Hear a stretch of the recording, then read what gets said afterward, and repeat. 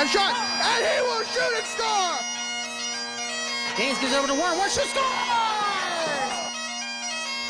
Shot, oh, and a tremendous glove save!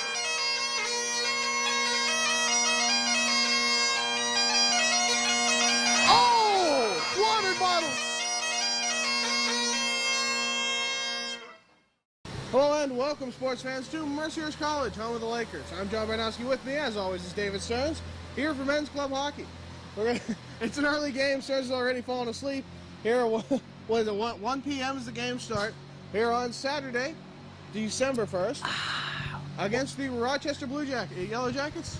Yellow Jackets. Yellow Jackets. Blue Jackets, forget it. I wish we were playing Blue Jackets. Wow. All right, well, what are your thoughts on today's game? Welcome back, everybody, and I hope you all had a great Thanksgiving and soon to be followed with the Christmas. But anyway, what do I think about tonight's game, or today's game, this afternoon's game, or this morning's game, however you look at it as you're watching it. It's this evening's game. Yes, I am a little bit out of it right now, but it's going to be a high-scoring game, and it's going to be a little lopsided. For those of you that saw the last game between Rochester and Mercyhurst, you could tell it wasn't that great, but I mean, it was close at some points in that, but Rochester got so fatigued that they just fell apart altogether. So tonight's, or this afternoon's game is going to be, I think, a blowout. I'm calling a blowout on this one, but including the fact that we have 3 additional players. Corey O'Connor rejoins the squad after a 2-year hiatus, thank you. And also Jason Kiljansky, who took a term off. He had an internship as a strength and conditioning coach with the Buffalo Sabres. And we also have Walto Zanuck coming back after he took a term off. He is a power forward that will be utilized on that power play up in front of the net. Strong body, strong-willed, and he's a great hockey player all around, so I can't wait to see how he flourishes underneath this hockey team with a bunch of rookies, and let's see how he meshes with everybody else. Well, good. He's got a good game to start out with, being that, considering how we beat Rochester last time, we better not lose this one. This is a better not lose situation. Well, this one's pretty much a gimme in the books, really, but tomorrow's going to be the real test. I believe we play Pitt tomorrow. Yeah. So tomorrow we're playing against a ranked team, whereas today it's more or less a warm-up skate, really, just to get the turkey out of the legs there after a nice little Thanksgiving break where it gave the team 2 weeks off. But, I mean, some of the guys were telling me on the ice during practices that they were actually using some ice time back at their hometown. So some of the guys are, keeping the initiative going for themselves to keep them in the game, which is great as we come to this halfway point through the season. And Coach McKinnon has talked about it, adding additional games, which will be in 2 weeks. He's added on the junior all-star teams out of the one of the Canadian leagues to come down and play us. All right, well, before our viewers turn off because, oh, this is a gimme game, you can't overlook these games. I mean, I know it's a different sport, but it applies. You look at the Pittsburgh Steelers when they overlook the New York Jets or the Arizona Cardinals, and you lose those games. So we have to come in here and play no matter what. And might I remind you that this sport is played on ice. It's tricky like that. He's referencing off football. I don't know why. I'm a multi-sport guy. I know you were. I do. Me, I'm a one-track mind. My mind's in the gutter with hockey. Well, it's nice in there. It gets to splash around a bit. Exactly. Anyways, this is still a game that matters. Every game matters at this point in the season. So stick around. We will have the drop of the puck right after this. Hello and welcome, sports fans, to Mercyhurst College. I'm John Baranowski. With me, as always, is David Stearns. We don't have music today because we're shorthanded on the bench there. Are you kidding me? We have like 3 guys that are inactive in the penalty box. Well, we're going to have to kick some butts here and get people into their places.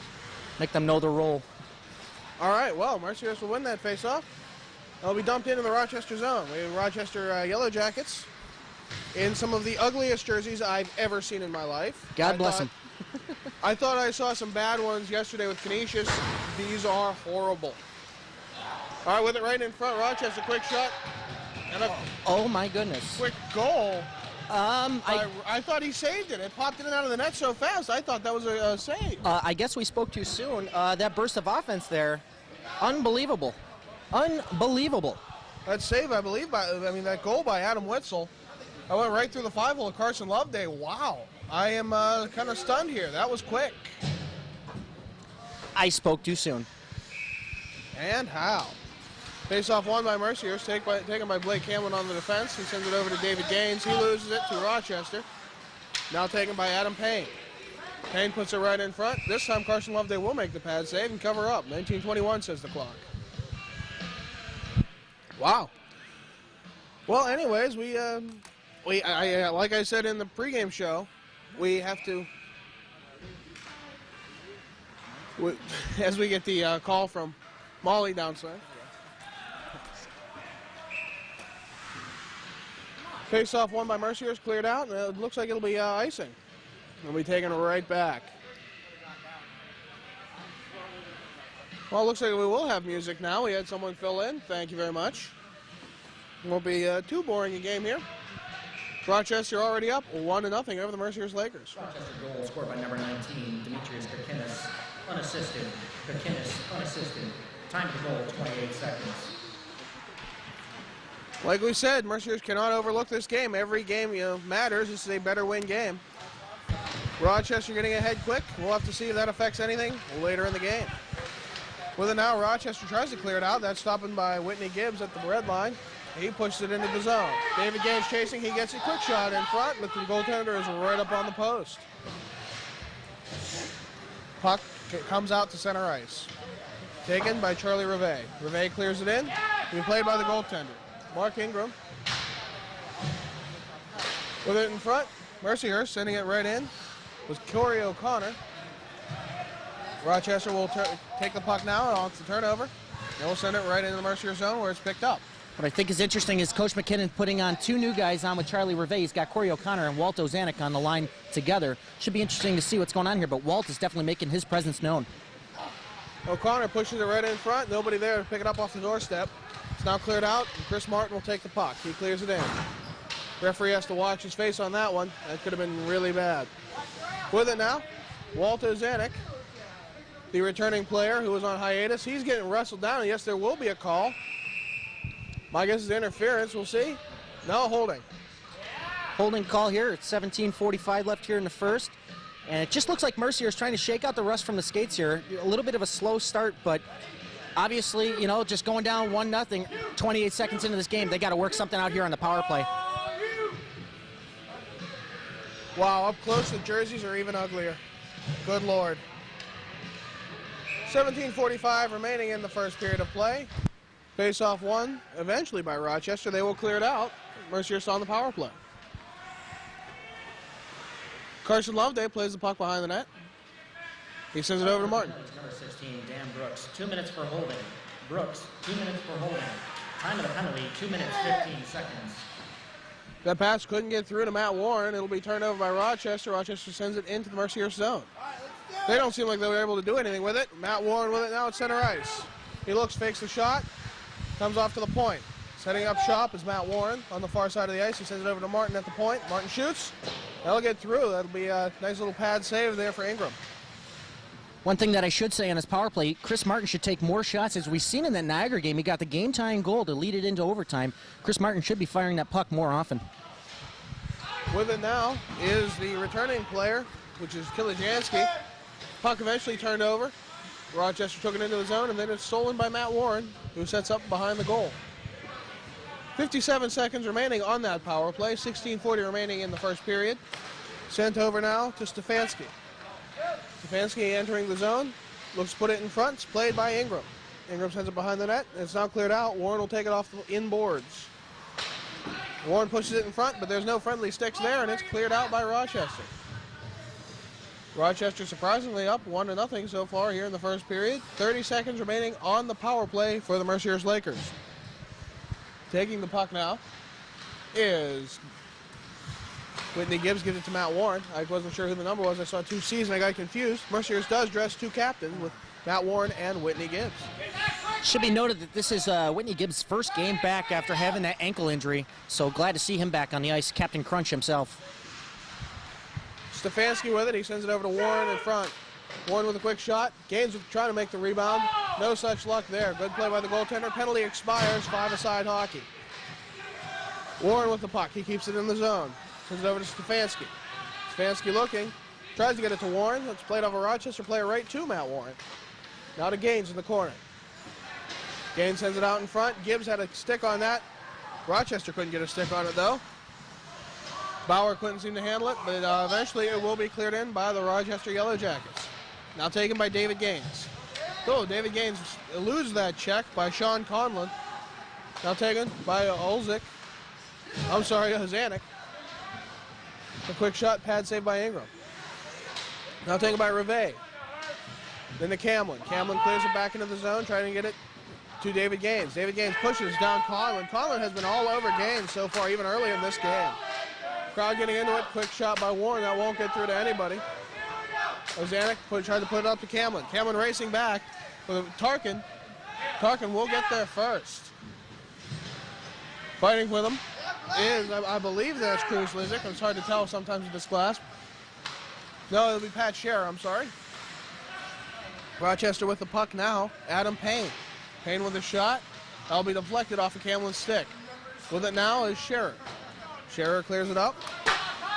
To be played right back in by Joseph Panza. Collins with the puck. He tries to dance through. He does.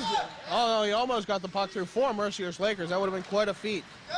Coming the other way is Warren and Kilijansky. Warren with a shot right in the 5-hole of Ingram. Good save. Push it right in front. Ingram can't seem to get the cover. He has a little bit of help from his defense there, and he eventually will cover up. This is too back and forth for my liking, considering the fact that we saw the last game 11-4. It was mostly one-sided, but here and there we had some close bouts. But last time Rochester played in this building, I believe the Lakers beat them 14-0. So this is quite a turn of events here as far as the offensive strength being put on by Rochester. We'll have to see if it'll continue. Ben Odell with the puck, he clears it in. Offside's waved off, and it's now taken by Panza. Panza sends it around the far boards over to Kikinis. Kikinis with the only goal so far tonight. Losing the puck is Rochester's Mike Collins. And picking it up will be Kenny Hunt.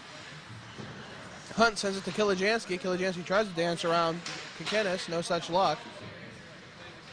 We put right back in, and Odell will play the puck. Warren with it.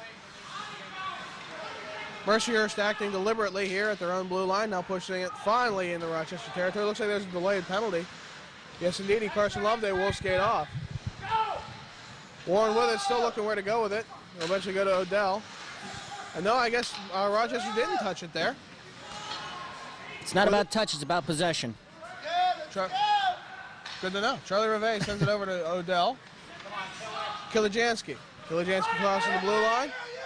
Jersey flapping behind him in the wind. Cruz Lizick right in front. I'm sorry, that was Reve. And Rochester will get possession. 12:55 remaining in the first period of play. Rochester is up 1-0 over the Mercyhurst Lakers.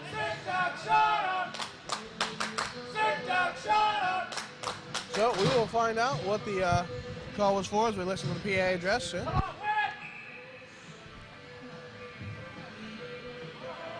2 minutes to Kikinis. Kikinis all over the stat sheet so far. Rochester will win that face-off. That's now sent out. Penalty to number 19, Demetrius Kikinis. 2 minutes for high sticking. Kikinis, 2 minutes for high sticking. Time of the penalty, 7 minutes, 5 seconds. Now taken by Gannon Carr. He sends it up to Stefanski. Stefanski in the corner. Turns around, looks for an open man. He will find it in Gannon Carr. Gannon Carr sends it right in front. He scores!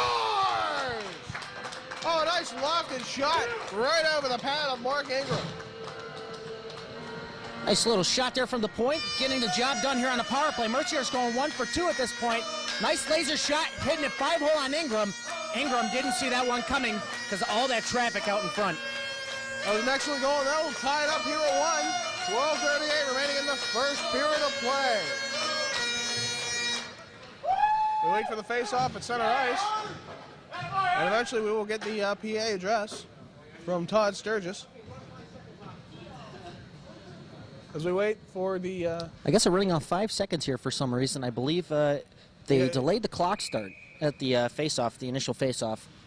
But as we have a bout of silence. Oh, we'll find out. Yeah, 'cause I was kind of curious what was going on there. They run the clock for 5 seconds. With it now, Justin Henning. Henning dances around one man, dekes him out of his skates. With it now behind the net is Josh Anderson. Still has the puck. Eventually it'll be stolen by Kenny Hunt. Kilijansky went down hard there on the check. And now, oh, there's a lot of roughing going on in the corner. Power play goal scored by number 5, Gannon Carr. Assist to number 9, Brian Stefanski. That's Carr from Stefanski on the power play with 7 minutes, 22 seconds. Cleared in by Chris Martin and played by the goaltender Ingram. At the point, Henning will clear it into the zone. Now taken by Kilijansky. Right in front, trying to get possession of it. Kenny Hunt just couldn't seem to get his stick on it the way he wanted to. Matt Warren with it, fighting with the odd pants out of Nazio. With it now, Rochester will pick it up, or at least they'll try to. It's in the skates. No, Kilijansky will steal it right back. Oh, almost a great one-time attempt to Matt Warren, but he just couldn't get it in the wheelhouse. Warren. He sends it up and tries to get it to Kenny Hunt. A lot of back and forth action right here along the boards. It's hard to tell who has the puck. But now Warren right in front. Quick shot, looks like that'll be deflected wide. That one almost bounced over the net and in there. If you saw it, it hit off the glass, bounced right in front of Ingram. I'm surprised nobody bounced it in, especially the defense there that was confused where the heck it went. Adam Payne will clear it into the Mercyhurst zone. And Mercyhurst will get it back. With that is Charlie Rivet. Taken now by O'Connor. Rivet chasing. Panza will get there first. Rivet, right in front, cleared out by Kelly. As cleared out eventually by Rochester. 10:39 remaining in the first period of play. No, Rochester is not on the penalty kill, but they seem to clear it out anyway. Chris Martin with it, coming from his own zone. He sends it up to Rivet. Rivet sends it to O'Connor. O'Connor over to the other new guy. Walter Zanuck with a quick shot, and that was a good save by Ingram. Now taken by Gibbs. Gibbs sends it in, past Ozanek. Ozanek sends it right in, up in front. No such luck right there. Puck will bounce around the net. Played by Rivet, calling for it is Gibbs, and he will get the puck. Sends it back around the boards to be played by Mike Collins. Now taken up by Connor. O'Connor with the puck in the far corner. O'Connor in the corner. With it, now Blake Camlin. O'Connor. Well, a lot of back and forth action here. Rochester seems to be playing a dirty game, and the referee hasn't called anything because there hasn't been that bad each time. But there's those little holds, those little hooks, they add up. Well, one thing that you don't want to do as a team is get caught lead-footed inside of your zone. What it looked like was Rochester just running around, but barely moving their feet. That's why they couldn't get out of the zone. The only reprieve that they can get is icing the puck. And they're just going to get trapped in their zone all over again with this fresh new line out there. As I have a blue helmet guy going in for the face-off. I have a blue helmet and a white helmet, and everyone else has a black helmet. Consistency, people, consistency. Uniform, team. That's why Rochester is last in the ECHL. That has to be it. When you the ugly jersey combined with not even having consistently uglies, you know, it just happens. Yes, the number 20, which is Brett Takarzak. I know I butchered that name, but sorry. I pronounce it Takarzak last game I called. I'll go with that. That's easier to say. Either way, he will lose the puck, and it's touched up by David Gaines. And it looks like we're going to get a hook. No. I don't know, Mr. Magoo's back again here, and he's giving some animate call there to Brian Stefanski. I believe it's a cross-check. Oh, but checking from behind. I got to double check on that. I don't know if that's the correct motion for that, but... I was going to say, it looked weird. He had the open hand, so it couldn't have been a cross-check. And I looked to my referee cameraman. Yeah, he has no idea either. Very animate call. We don't know what it is. Thank you, Mr. Magoo. I'll find out. Molly, what was that call? And again, harder! That didn't look... I thought it was... 1:50 remaining on the power play for the Rochester Yellow Jackets. With the puck, quick shot in front was Tom Bauer. Good save by Loveday. Cleared right back in by Brooks. Stefanski, 2 minutes for checking from behind. That's Stefanski checking from behind. Time to penalty, 10 minutes, 39 seconds. Lakers get the puck back. Taken by Blake Camlin. He sends it up to Matt Warren. No, intercepted by Josh Anderson. Camlin did not like that. He intercepted his check. Nice little push there, and he went down. The crowd approves. With it now, sent across to the blue pants Anderson. Sent in. He'll be picked up eventually by Kilijansky. 1:07 remaining on that power play. You know, the only thing that this team is missing is somebody with a stick that has pink tape on it. That's the only thing this team is missing. That's how bad they are as far as consistency in their look. Oh, we haven't seen the backup goaltender yet, so we'll have to find out. Look at how dirty their socks are, too. Do they even do laundry? I don't think they do. Maybe they've been using the same socks since the 1960s. You know, that definitely could happen. Warren dances around all sorts of players, and he comes back into his own zone. He just goes into familiar territory, and the Rochester Yellow Jackets just wouldn't let him go. And it's eventually cleared out. There's going to be another call. The fans all say, what? I'm not sure either. I think we have a cross-checking call here to Matt Warren. Wow. Wow. Warren's laughing on that one. Yeah, they're definitely arguing that one. We will have 34 seconds of 5-on-3 hockey, after which the Lakers will be down 5-4 in terms of men on the ice. Face-off one. Penalty number 26, Matt Warren. 2 minutes for cross-checking. Warren, 2 minutes for cross-checking. Time of the penalty, 12 minutes, 5 seconds. Yellow Jackets with it in the Mercyhurst zone in the far corner. Played out to Kelly. Kelly sends it in front. Lakers will eventually come out with it. I believe that's Odell. He sends it up. Yes, it'll come out of the Mercyhurst zone. 6 seconds remaining on the 5-on-3. Mercyhurst will get a wholesale change. Sent in by Stanczyk. Then cleared out by Mercyhurst, and they will just be on the regular penalty kill for 1 minute and 20. 24 seconds. 24, Josh Anderson crosses with the puck into neutral territory, and is eventually sent in by a white helmeted player who just got the snot kicked out of him right there. Atanasio looks so out of place. I mean, he's just so much smaller compared to these guys. Apparently, they have a shortage of players on this team because look at him. His size doesn't match up. With it now is Stepanian. Stepanian on a wonderful effort there. He seemed to lose his footing, but he still managed to clear it into the zone. Atanasio chasing for it. Eventually, Whitney Gibbs will clear it into the zone. I think if Whitney Gibbs checked Atanasio hard enough, he probably could kill him. I think if he checked him hard enough, he'd send him back to, Grade to the school? fetal stage. He has a white helmet, light blue pants, as opposed to everyone else with dark blue pants. It's just odd. They're pulling from the Squirt team in Rochester. Must be. After all our slights, we're going to get sued. We're brutal. With it now, Blake Camlin coming from center ice. He passes it off to Reve. Reve tries to go back to Camlin. No such luck. There'll be the stick of Kikinis right in the way. With it now, Bauer. Bauer tries to put it into the zone. Indeed, he will do so. Sent across by Kikinis. Kikinis with the puck, sends it in. Picking it up will be Chris Martin. Martin looks, goes around a couple players, but he will end up losing the puck. He has pocket picked by Mike Collins. Right in front and picked up by O'Connor. Corey O'Connor will pass it up. Eventually it'll go to Matt Warren from Kenny Hunt.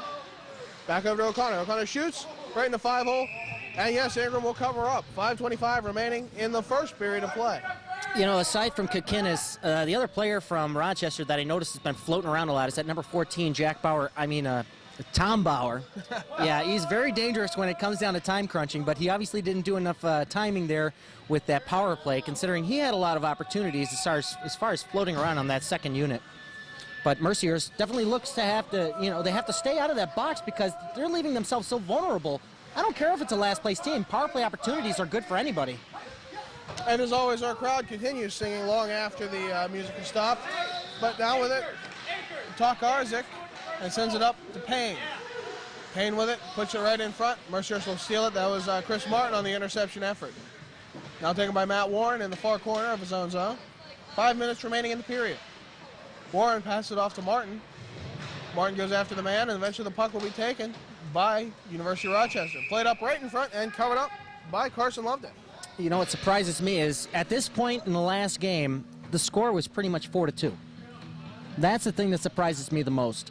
I mean, just seeing how the Lakers are so out of sync right now.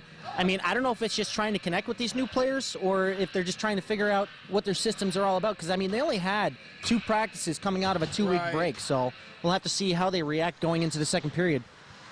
Well, it'll be interesting to see. 4:46 remaining in the first period of play. Now taken by University. Oh, no. Stefanski ended up stealing it back before I could even say the University of Rochester. That's quite a mouthful. Stefanski goes coast to coast. He looks, quick shot in front. No, he couldn't get it off. There was just too many men in the way. Again, coming around the net, Stefanski is playing like a man possessed. He eventually gets it off to Pat Scherer. Pat Scherer with a shot, which was wide. Stefanski goes into it again, and he just barely misses that check. I think that was deliberate because he already got rid of the puck. Stepanian with it. Stepanian sends it across to Scherer. Then he goes up to Cruz Lizick. Lizick right in front. He runs in to Eric Tarkin. He blew up the Death Star on that one.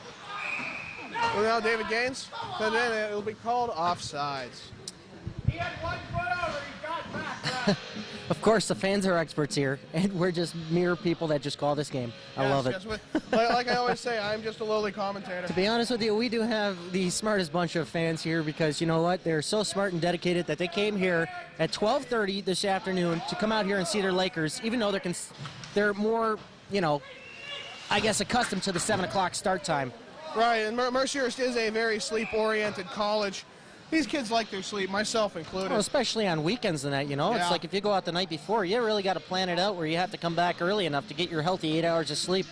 But I know people that get 12 hours of sleep, and I think I'm one of those people because I could barely wake up this morning. Yes, well, our fans are out in force. We've had larger crowds, but hey, this is a pretty darn good show out for a weekend game at 1 o'clock. Now think about O'Connor right in front. He had all the time in the world right there, but he just couldn't seem to find an opening. With it now, Tarkin will send it out. And he'll be chased by Blake Hamlin. We'll see if no icing will be waved off as Stancic got there. I'm confused. Why was that not icing? I'm going to start asking questions again. I was the questionable one before the break with the Buffalo game and the Niagara game, asking too many questions. I guess with Magoo, you don't get any answers. The truth is out there, Stearnsy. The truth is out there. Yes. Don't stop believing. Ozana gives it to O'Connor. Then over to Reve. Reve with a nice quick shot. That's gloved out of the air by Mark Ingram. Oh, what is going on there? Little intimacy on the ice. We're at a Catholic college. Get off the ice. Two players ran into each other. They were just on top of each other for far too long. Broke back hockey rink. 3:18. I'm making a movie reference. Yeah, and I'm making a musical about our fans. Oh, deflected right in front by Kilijansky. That was just wide of the net. 3:09. Eventually, we played up back to the goaltender and covered up. I was just thinking about the name Ingram. Ingram Micro, you know, computer processors, you know.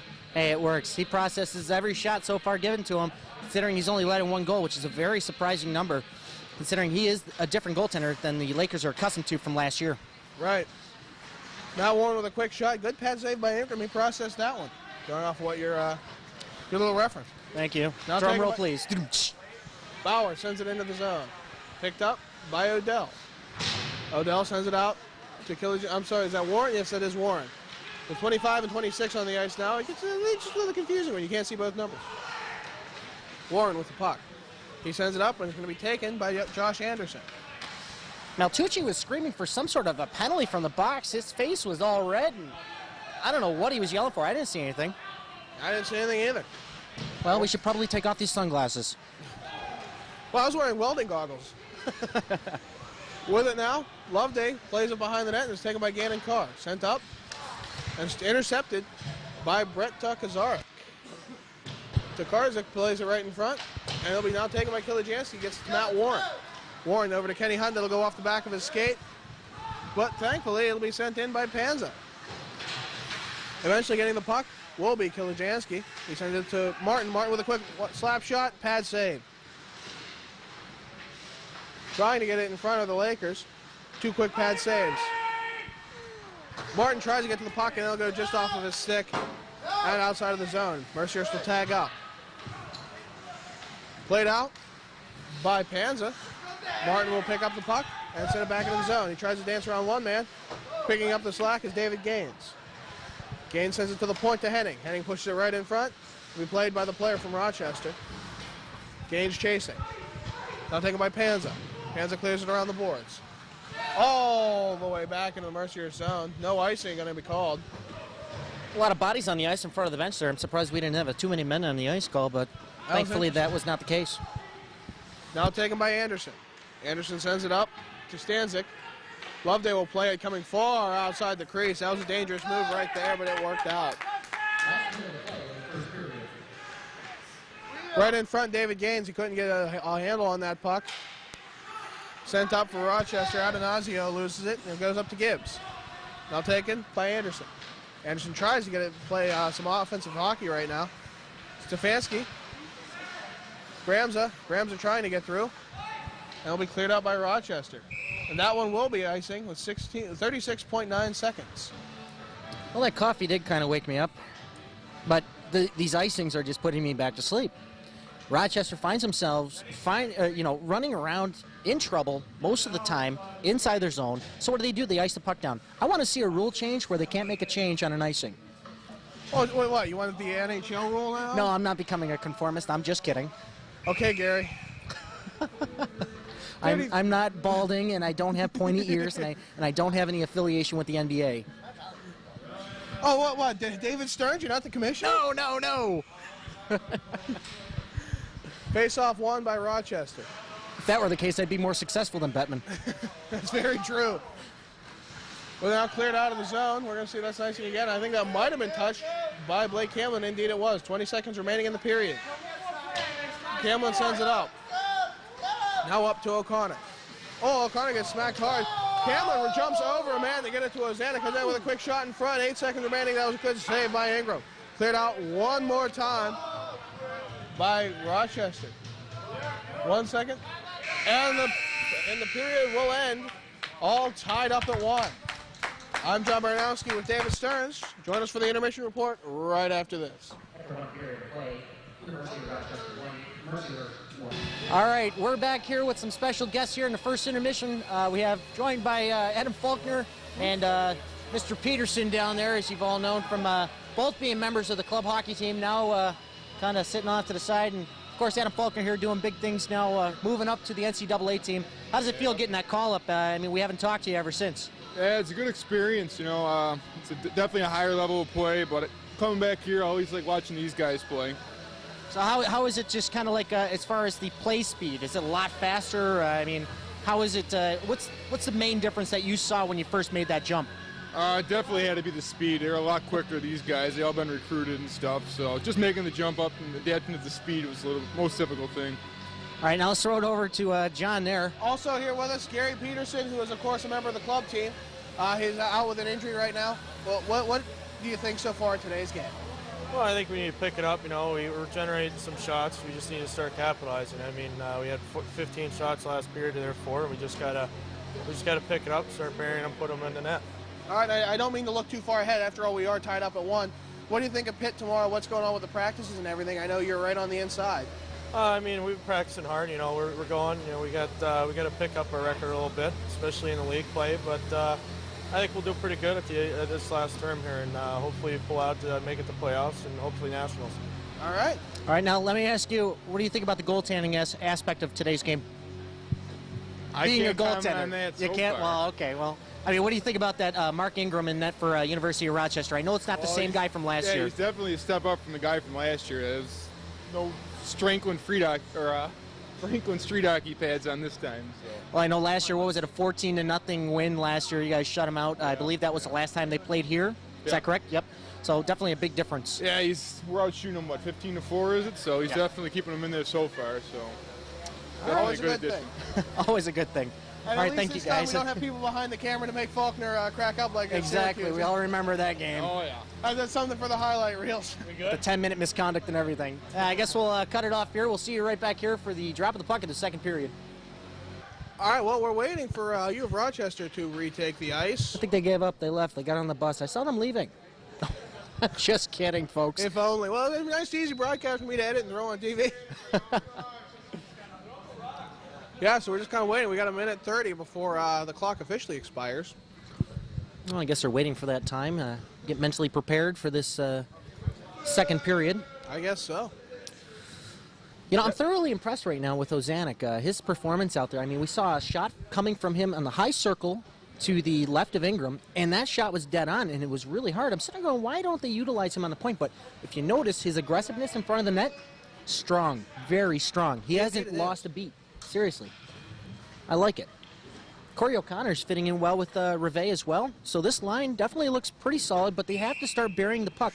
I think this line had the most amount of chances so far. You know what's even cooler? Look at the defensive lineup. We have Whitney Gibbs and Blake Camlin. Yeah. Very interesting. I did not expect either of those to be playing defense today. Well, faceoff will be won by Mercyhurst. And there'll be a penalty to Mercyhurst right afterwards. Magoo is having a field day today. Indeed he is. But you know, if everyone had an ocean across the USA, everybody be surfing like California, eh? Really? I don't know the rest of the song, but that's great. Neither do I.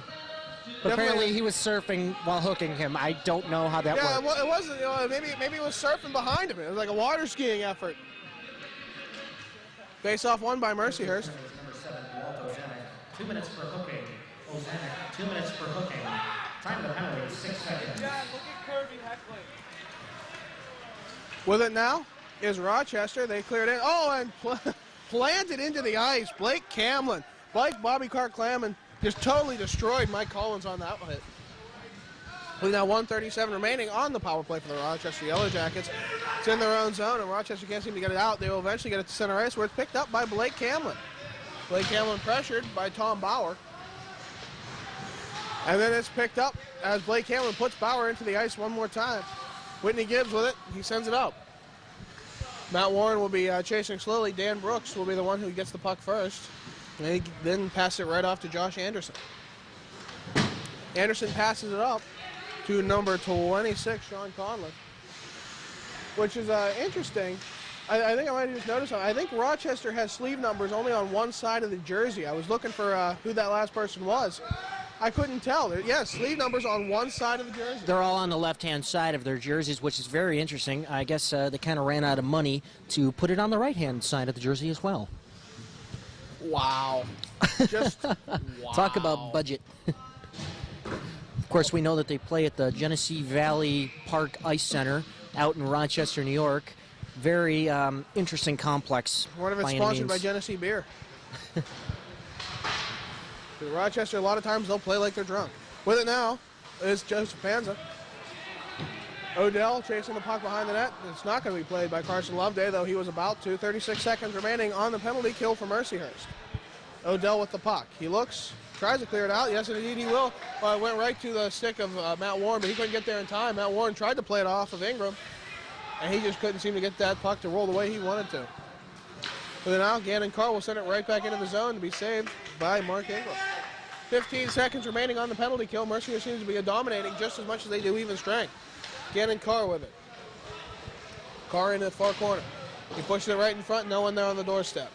Now taken by Payne. Payne looks to pass it up, and he will try and get it to Conlon. It will be picked up instead by Tokarczyk. Conlon, Tokarczyk. Finally entering into the Mercyhurst zone. Nice little shot there, was well wide of the net, and then we have five-a-side hockey. Now taken by Matt Warren. Matt Warren crossing into the enemy territory. He dances around one man, sends it right in front, but that could hit off of somebody's skate. Kilijansky fighting with Kelly over that puck. Kelly will come out of that the victor. He will send it out. Oh, and then, wow. Wowie, wow, wow, wow. Chris Martin just beat the crap out of somebody. I couldn't even see because there wasn't a sleeve number on my side. With it now, kept in the zone. Mercyhurst will eventually get into the Rochester zone. It's now taken by Eric Tarkin. He evacuates that puck in a moment of triumph. Sends it right out. Carson Loveday will make the pant save. With it now sent out is Justin Henning. It'll be played by David Gaines. David Gaines will pick it up right off of Dan Brooks. Mr. Brooks couldn't play the puck there. Then played by Kenny Hunt. Quick slap shot, nice save by Ingram. Stefanski plays up to Henning at the point. Henning pushes it right in front, and that was intercepted by University of Rochester. You know, what a world of difference this game has, been so far. The last time we played against Rochester, we had 2 hat tricks, 4 goals from Matt Warren and 3 goals from Charlie Rivet. Henning plays it over to Martin. He is pressured by Adanazio. Adanazio will eventually try and pick up the puck. No, Henning will play it away from him. Now taken by Stefanski. Stefanski crosses over the blue line, plays it through the legs of one player. Right in front. Oh, he just had one move away from having a great goal. And then, yes, Kenny Hunt will pick up the loose change and put it into a wide open net. I was more focused on what was going on back there. It looked like Tarkin was a little shaken up, and he took his time getting off the ice, looking for a whistle to delay things, but apparently with the possession by Mercyhurst, strong footing, strong attack, finally gets them the lead. Tarkin never evacuates in his moment of triumph. Just waiting to get off the ice. Yes, of course, I'm making Star Wars references because Grand Moff Tarkin, I'm a geek. anyways. Face-off won by Rochester and taken by Panza. Oh, big hit right in front. Right quick. Ozanek didn't take any time to go out and lay the bet on the boom. That can't be good for your rib cage. Quick play in front by Ozanek one more time. And Rochester came in, and Ozanek turns around and pushes the puck in one more time, but eventually Rochester will get it out. And now I believe that's an offside call. I wasn't even able to tell. 15:40 remaining in the second period of play. Mercyhurst is up 2-1 over the Rochester Yellow Jackets. Looks like Walter Zanuck will take the face-off. Mercyhurst goal scored by number 17, Kenny Hunt. Assist to number 9, Brian Stefanski, and number 18, Pat Shearer. That's Hunt from Stefanski and Shearer. Time of the goal, 3 minutes, 55 seconds. Shearer trying to play the puck. It comes out at the point of the Mercyhurst zone. Taken now by Kikinis. Kikinis right in front, sends it up to another player. That was Michael Collins. There's just a huge difference. One sleeve number makes sense when you're going one direction. The other direction, you just can't tell who anyone is. That second period is rough. With it now, that is Charlie Rivet. Rivet with it, keeps it in the zone, sends it back into the corner. Chasing it is Ozanek. It's taken by Rochester. Rochester plays it out. But Wesley Gibbs will play it right in. Saved by Mark Ingram. Played out by Rochester. Taken by number 26, Sean Conlon. Conlon face washes Gibbs on that one. Captain Crunch is not liking that. Sent out and played by Kilijansky. He plays it to Warren. Warren looks, goes through two men, can't get his stick back on the ice. Kilijansky tried to finish that drive. No such luck right there. University of Rochester tries to play it out. Camlin kept it in once. He was hit hard by Takarza. With it now, Gibbs will take it right in front of the crease and pull it behind the net. He will send it over eventually to that's Kenny Hunt. Now sent up to Warren. Warren and Kilijansky, 2-on-1 attempt. Warren tried to play it to Killer, and he just couldn't get through the skates. Now taken by Rochester. I believe that's O'Brien. And it's sent out, and it figures the one. I was looking at my roster, almost got hit by a puck. Wonderful. I almost wasn't going to say anything. No, I'm just kidding. I saw it coming. I knew it was going to hit us. He's trying to usurp me. 13:57 remaining in the second period of play. I'm John Baranowski, and soon to take over when I die is David Stearns. Hello. Mercyhurst is winning 2-1 over the University of Rochester. Face-off won by Mercyhurst. And now sent out to Stefanski. Stefanski tries to get it out of the zone. Adanazio was right in front there. He tries to get it to Gaines, but instead that's intercepted by Josh Anderson. Now taken by Carson Loveday. Loveday plays it behind the net to Camlin. Whitney Gibbs with it. Gibbs skating up, flying up ice, his jersey behind him like poetry in motion. Gibbs behind the net, plays it right in front of the doorstep, and she shoots and scores! Stefanski puts it in, a beautiful goal, one-timer right in front. Talk about pinching hard there by Whitney Gibbs. Just coming in hard, taking it behind the net, throwing it out there for Stefanski. Stefanski, great look, great shot, great goal. The Lakers now have widened the margin with a 2-goal lead. Something tells me that last goal was definitely the beginning of the end for Rochester.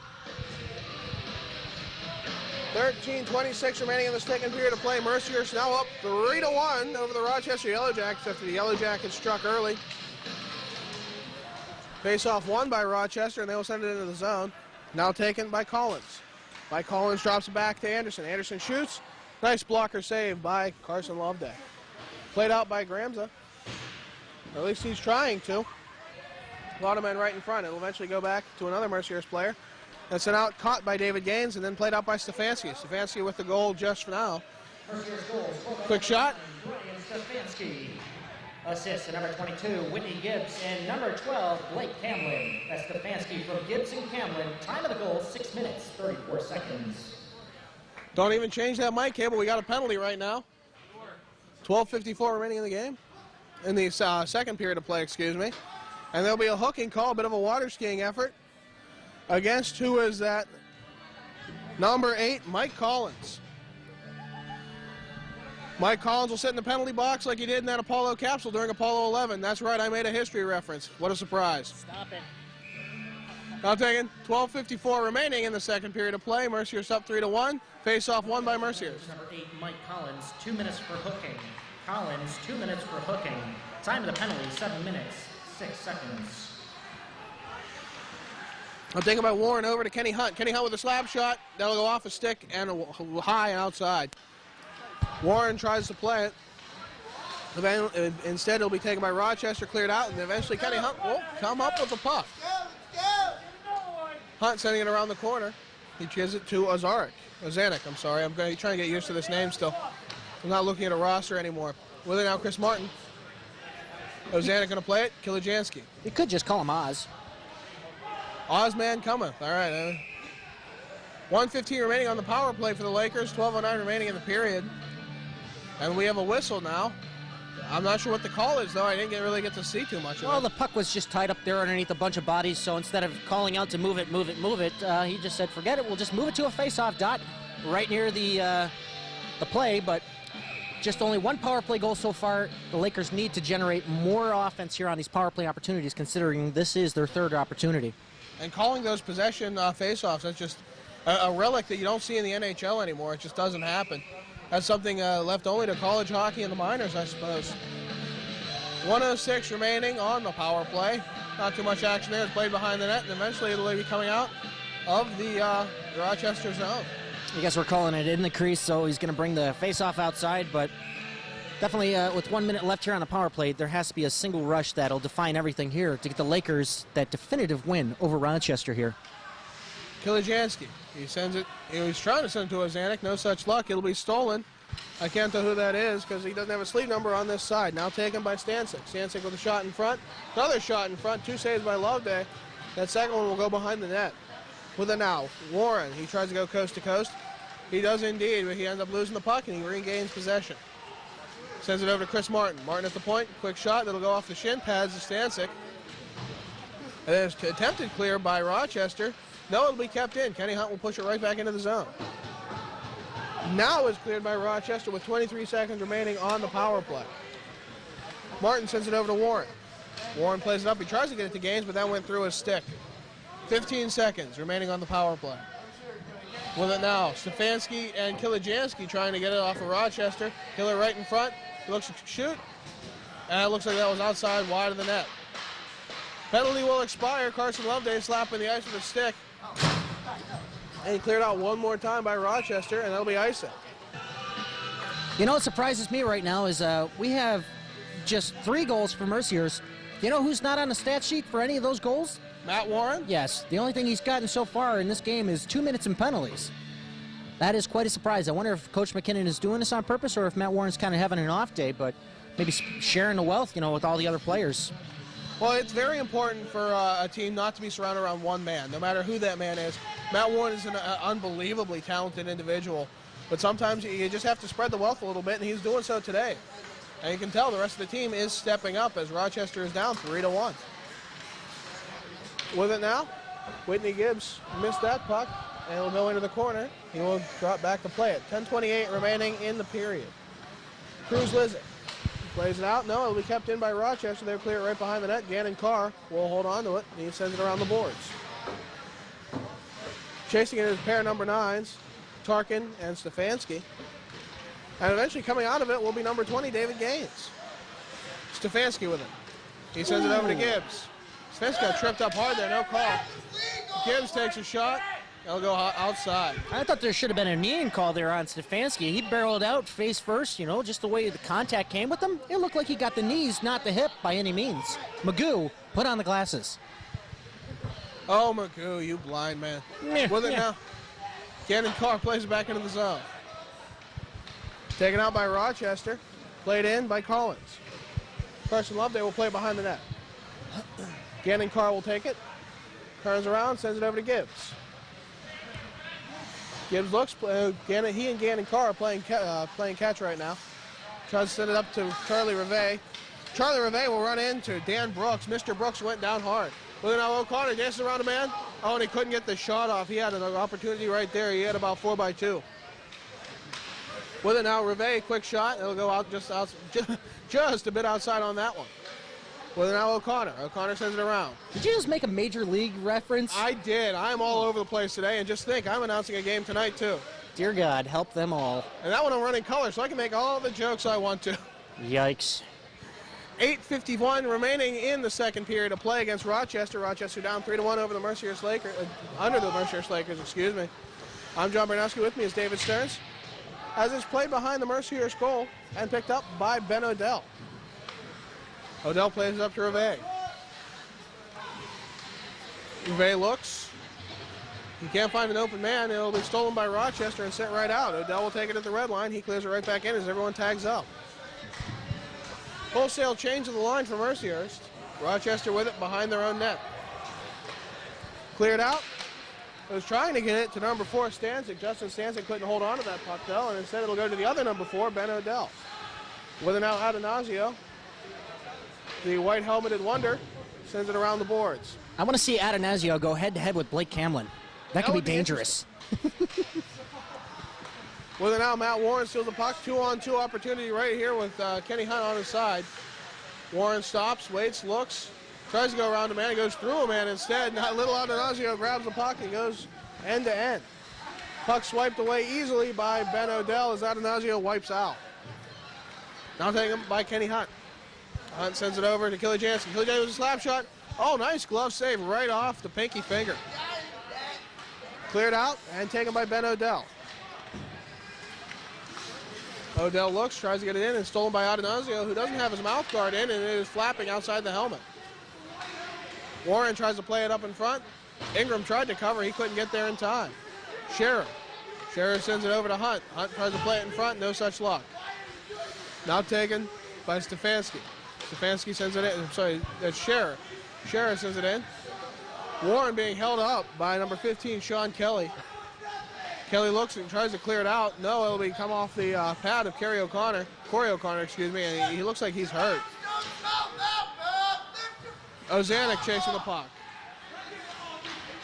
O'Connor gets another hit in. Scherer, it comes out of the Rochester zone now. Now taken by Charlie Rivet. Rivet looks, waits, tries to get it to Ozanek, and he will do so in the corner. 6:35 remaining in the second period of play. That entire shift that Atanasio was on the ice, I had fans to my left heckling the fact that his mouth guard was flapping all over the place. They're like, you're making it too easy for us. Well, geez, if you just put in the mouth guard, maybe you'll keep some teeth after Matt Warren or Captain Crunch come up and hit you. Indeed, maybe it won't have a concussion because that's the true purpose of a mouth guard. It does come in handy. With it now, Michael Collins. He pushes it right in front, and looks like Tom Bauer couldn't pick up that one-timer, thank goodness, because he had open net. With it now, Charlie Rivet. Charlie Rivet dances around one man, comes into the zone, looks, goes around another player, leaves it for O'Connor. O'Connor couldn't capitalize on that opportunity. With it now, Rivet behind the net. Now taken by Ozanek. Ozanek pushes it in front, no such luck. Oh, so Ozanek looks hurt. He got hit behind the chin. And then he trips up a player inadvertently tripped up Conlon. The fans approve. Magoo has called a penalty, though I've seen numerous penalties out there on the ice that he did not call a single one until now. So, 4 minutes later, we have a penalty. High sticking on number 24, Josh Anderson. And Anderson doesn't like that call. I agree with the fans. They say sit down and shut up. We have 5:43 remaining in the game.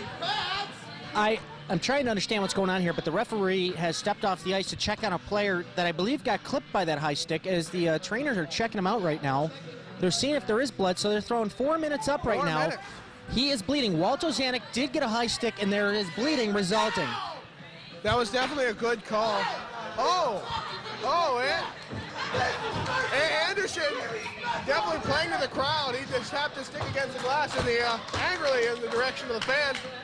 And the bagpiper runs down in his kilt. Wow. And he had some Scottish fury right there. Wow. I think he showed him a little something underneath the kilt, and I think it was full of anger. As long as it wasn't full of haggis. Well, now Mercyhurst has a double minor to work on this power play. 4 minutes, Matt Warren at the point, and he will send it across to Kilijansky. Right in front to, Chris Martin couldn't put it in. Time of the penalty, 14 minutes, 16 seconds. Tokarczyk went all the way through the neutral zone only to have the puck stolen by Kenny Hunt. But Adam Payne will get the puck back and he will have an opportunity with it, but the other number 17, Kenny Hunt, will pick it up instead. Now sent out by Martin to Kilajanski. Kilajanski looks, tries to send it to Captain Crunch, Whitney Gibbs. He can't do so. Whitney Gibbs to Martin. Martin sends it back to Gibbs. Sorry, that's Kilajanski. Kilajanski right in front. Nice toe save by Ingram. Martin tries to keep it in. Warren will pick it up. You know, it's interesting. I always find myself yelling at the TV, bite your lip, every time a high stick comes along. I don't think that was the case, though. He really did get high stick quite badly. And when you get a high stick that bleeds, you know, with a cage in the way, that's intentional effort. Matt Warren plays it right in front. He couldn't seem to get what he wanted, though. No one was there to deflect the puck the way he needed. With it now as two players run into each other, Kilajanski lets up a big, juicy opportunity right here for Panza. Panza with a quick shot. Carson Loveday with two saves. He'll save and a poke check. With it now, Matt Warren. Matt Warren waits and looks. 2:30 remaining on the double minor. Martin with it, and he sends it out. Stefanski chasing. So is Dan Brooks. Mr. Brooks will get there first. That's then taken by Tarkin. I heard that was a horrible movie, Mr. Brooks. Yeah. No comment in its relation to the player. Now taken with Stefanski. I'm sorry, that's Gannon Carr. I thought that was a number 9. I better open my eyes. Soon I'll be able to become a referee. I'll be so blind. With it now is Odell. The cameraman looks down at me with a scornful look. I used to be a referee too, Johnny. I am offended. Yeah, well, I'll be like Don Cherry. I'll get fired for something I knew I said. It wasn't a mistake. You took that quote right off of my Facebook. Yes, I did. Oh, man. Well, like Winston Churchill said, it's good for an uneducated man to have a book of quotations. You keep on referencing off other people. Originality, man. Originality. Psh, originality's overrated. With it now, David Gaines fighting for the puck, and he gives it over to Stefanski. Odell calling for it, and he will get it. And it'll eventually go back to, behind the net, David Gaines. With it now, Gannon Carr. Carr tries to shoot it from the blue line. No such luck. There's a player in the way. Now taken by Gaines. Right behind the net. I'm not sure who that is. Stefanski. He pushed it, trying to go for a real tight wraparound. No such luck there. Stefanski sends it up to Odell. Odell looks for a shooting lane. Couldn't seem to find one. Sends it to Stefanski one more time. Stefanski tripped up. No call. He tries to keep it in the zone, and we have a one-on-one with Tarkin. Tarkin looking and shooting, and it'll go off the skate of Gannon Carr. Good job right there. Even though he lost the stick, he gets it right back. 41 seconds remaining on the 4-minute power play. Mercyhurst doesn't score here. That'll be very bad. Unbelievable as it may sound, Rochester is doing a great job here on the penalty kill. Unbelievable, strong pressure, and smart decisions.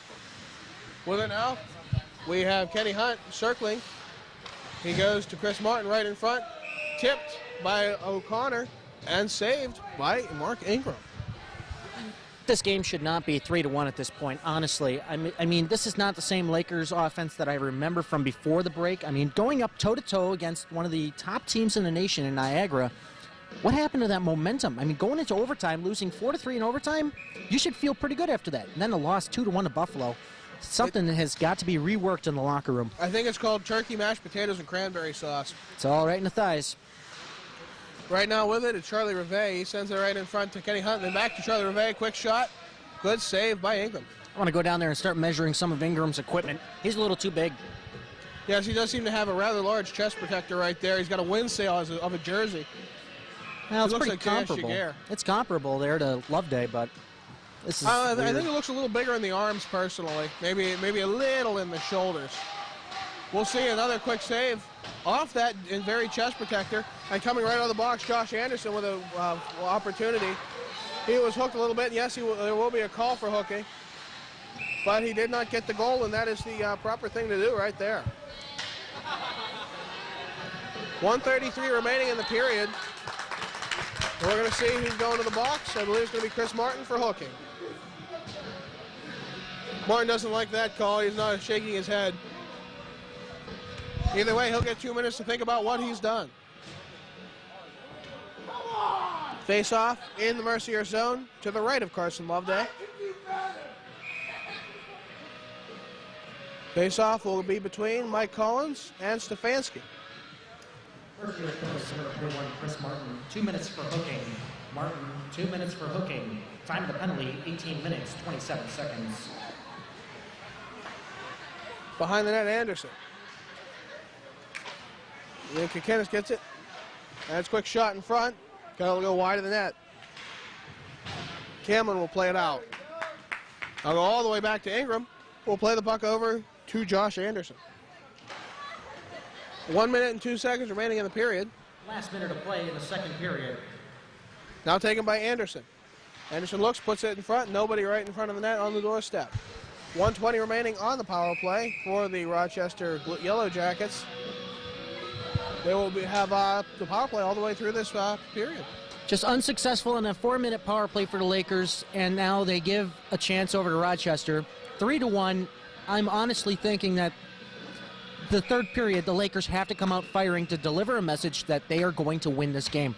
Honestly, 3-1 is not that great of a lead right now, considering that Rochester, they're getting the opportunities. They just got to capitalize, and then they could take away the momentum from the Lakers and try to steal this one in ECHL play. Whitney Gibbs fighting for the puck. And eventually it'll come out. Mike Collins sends it around the boards over to Dan Brooks. Brooks sends it in right into the pads of Whitney Gibbs. And Whitney Gibbs hits Brooks hard.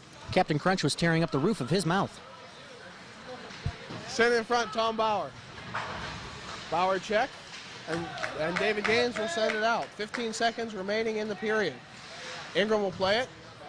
And Charlie Rivet couldn't get there in time. He almost stole the puck right off of Ingram's stick. Anderson. Charlie Rivet tries to steal it, and indeed he will do so. Blake Hamlin will hold on for the last second of play as Demetrios Kikinis bumps into him. I'm John Baranowski, with me is David Stearns. Join us for the intermission report right after this. Hello and welcome, sports fans, to the second intermission report. John Baranowski with David Stearns, as always. Well, it's 3-1 now. Yeah, you're looking a little chilly there, Stearns. What's on your mind? The Lakers look cold. No, seriously. Wow, they you were are way cold. out of your way for that punt. Oh, I did. I had to throw on the overcoat because the Lakers look really cold right now. Having all these power play opportunities, the power play looked like it was coming to life at the end of the last stretch, coming into the Thanksgiving break. They looked like they were on fire with the power play. They had the 4-minute opportunity. They had three previous 2-minute opportunities. They only capitalized on one. So where's this power play that was rejuvenated before the break? I mean, we saw the power play. I know, exactly. No. Get out your binoculars, folks, because we cannot find the power play anywhere out there, and it's just looking really cold right now. But Ingram is staying solid in net. I don't have the shot count for the second period just yet. We just got it. It was the same, 15-4 again. So many shots. Ingram staying solid in net, but most of these shots are not quality shots, if I see. They're just like lightly put into the net. The Lakers really have to come hard down on their shots, get more shots from the point, get more traffic in front of the net, and that way you'll have something going to the back of the net, because that lamp has not been lit. Well, considering we don't have goal judges, it can't be lit. But hey, if you want to volunteer and do it for us, let us know. Get in contact with us. Our cameraman's like, I'll do it. He's like, no, you're running the camera. Exactly. We need bodies here to do things, and certainly we are shorthanded at times. And yeah, well, the Lakers look a little shorthanded out there, even though everyone's in the lineup except for Pat Leone and then Mike Miranda being out as well. Andrew Thrasher's still out, and then Gary Peterson as well. So, right. But I mean, still, we have a full bench out. Connor have made their presence known, being on that line with Rivet. It's one of the strongest lines I've seen out there. Indeed, they have really come out here. They haven't. You're right. They haven't lost a beat. They just come right out and they're playing just like they used to. Exactly. Which is great for the Lakers, because right now they need that. I want to see 4 more goals on our side by the end of this game. We got 1 period left to go here. Let's see what the Lakers can do. All right. Well, I guess we're going to finish with that. We'll join you for this right after the drop. We'll join you for this right after the drop of the puck. You know what I mean. Sure. Got it. Welcome back. John Baranowski here with David Stearns as we wait for the drop of the puck to start the third period of play. Lakers are up 3-1. Only 3-1. And they will be on the penalty kill for the next 26 seconds as Chris Martin is in the box. I believe this Rochester team has allowed about 100 goals within their past, I believe, I want to say it was like 18 games played. I'm not sure about that number. I do not have their stats in front of me because I thought those stats would be disregarded considering this game, but apparently they're insignificant anyway. Well, Shirley Rivet is going to take the face-off. And it looks like it's won by Mercyhurst, but then taken by Rochester. Odell tries to play it. Rochester's come out strong already. It's kind of scaring me. With it now, Corey O'Connor. O'Connor looks and plays it around the boards. Sent it the whole way around the horn to be picked up by Demetrius Kikinis. That's definitely one of the more fun names to say here in this game, Demetrius Kikinis. With it now played out, Josh Anderson will take the puck at his own blue line. Pressured by O'Connor, he will send it up. Gibbs will play it off of his stick, and then it'll be sent out by Odell. Unfortunately for Odell, Rochester will play the puck right in front. Quick shot by Kikinis, and saved by Carson Loveday. Well, I should probably take this moment to let the fans know that we are going to be introducing some new segments into our broadcast. During the first and second intermissions, we will have a segment called Lacing Up the Skates with David Stearns, and also Hockey Rules with John Baranowski. So it should be two very interesting interjections into these broadcasts to keep you guys all interested in Mercyhurst Club hockey. Coming soon to a broadcast near you. With it now, nobody with it as it's cleared out by the Mercyhurst Lakers. Sent across over to Sean Conlon. He couldn't get a stick on it either. Adam Payne chasing, and it looks like it'll be played by Carson Loveday. Loveday will get it out of the zone with the stick of Turco. He ends up sitting there right out. Matt Warren will pick it up at the far end of the ice. Play right in front by Whitney Gibbs, and a good save by Ingram. Gibbs is having a hard time getting out of there. He's kind of straddling the, it looks like the body of Ingram there as he was trying to weasel his way out, crashing hard to the net as Matt Warren tried to throw that pass up front for him as he was crashing hard into the net. I mean, that's some unorthodox play by a defenseman coming in hard like that. Face off won by Mercyhurst. Matt Warren with a huge slap shot. That bounced right off the chest protector and went high into the air. Taken now by Adam Payne. Sent out and then picked up by Chris Martin. Martin clears it in. And it'll be processed by Ingram. Ingram's not taking any chances there. He's covering up anything that comes his way, which is very smart on his behalf. Kicking out rebounds could leave a lot of dangerous things for the Mercyhurst Lakers to pick up on and get some goals here, but considering the defense is kind of weak for the Rochester team, it looks like the Yellow Jackets are relying everything on Ingram. Gannon Carr will take the slap shot, and it'll go off the blocker of Ingram. Now taken by Payne. Payne plays it up, or at least he tries to, play it up to Sean Conlon. It's taken by Mercyhurst. Odell will send it into the zone. He tries to, and it's now at Warren's feet. Warren will send it in this time. It'll be played by Ingram behind the net. Sent out by Kikinis. Stealing the puck will be Stefanski. With it now is Sean Kelly. He races into the zone. A big hit by Matt Warren. That was anything but Shirley Temple-esque. With it now, Odell. Crosses in. Quick shot, and I'll go just wide of the net. Picked up by Warren. Warren pushes it right in front, and then it's stolen by Rochester. Conlon sends it up. And Eric Tarkin just lost his footing there, and he totally biffed that one.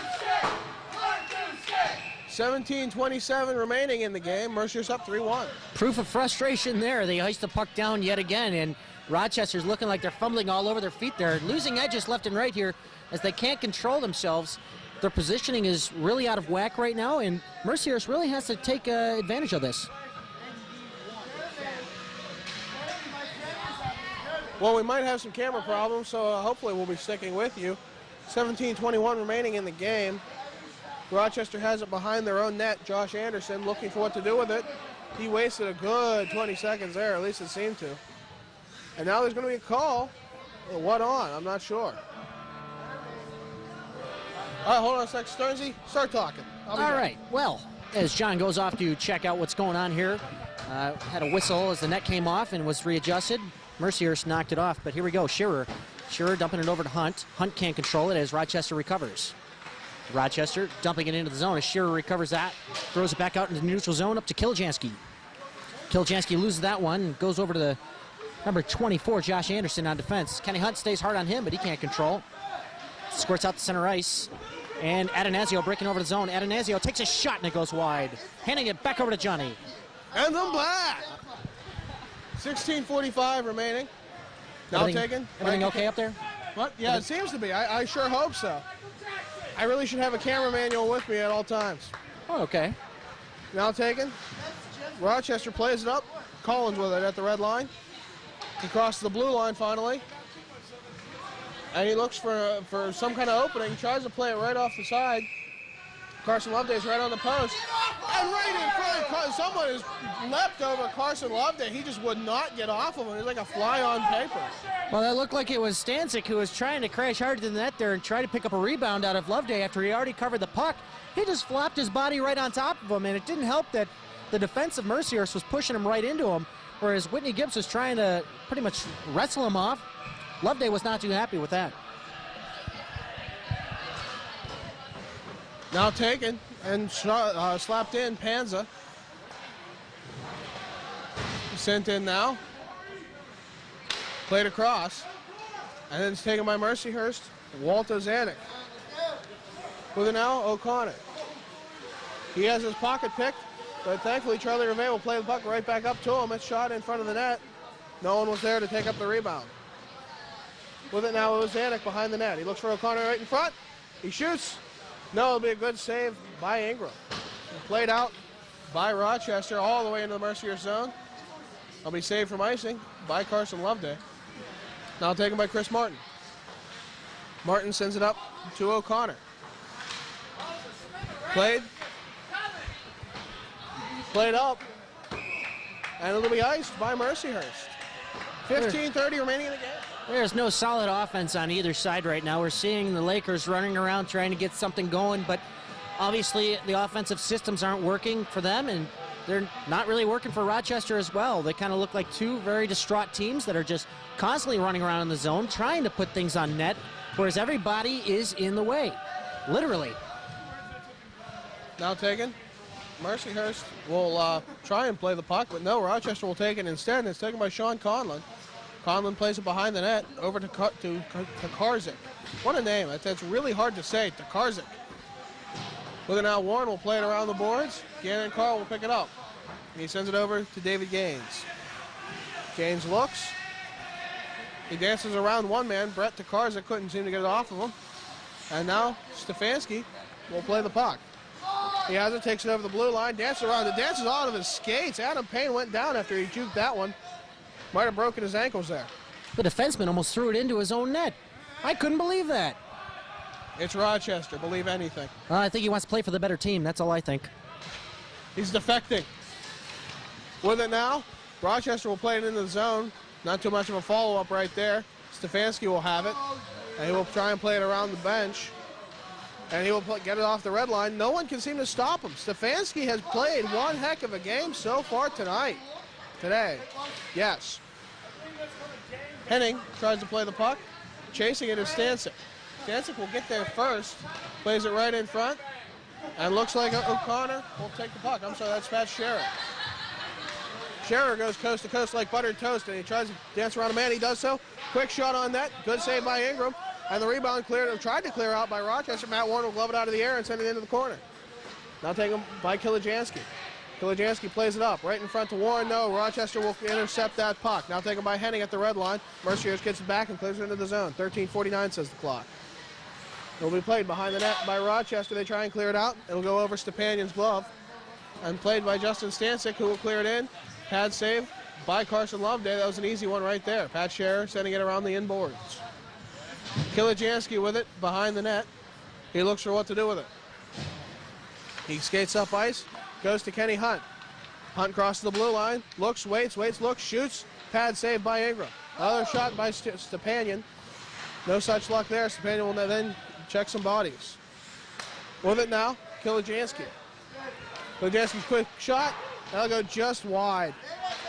Whitney Gibbs will keep the puck in. Played now. I believe that's Camlin. No, that's Kenny Hunt.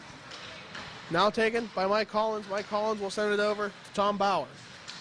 Collins tries to dance around Whitney Gibbs. No such luck there, but eventually he will get the puck back as Gibbs pins him on the boards. Bauer Bauer tries to send it around the net. All this play behind the net for the Rochester Yellow Jackets. Now comes out in front to Panza. Panza with a quick shot, slow shot.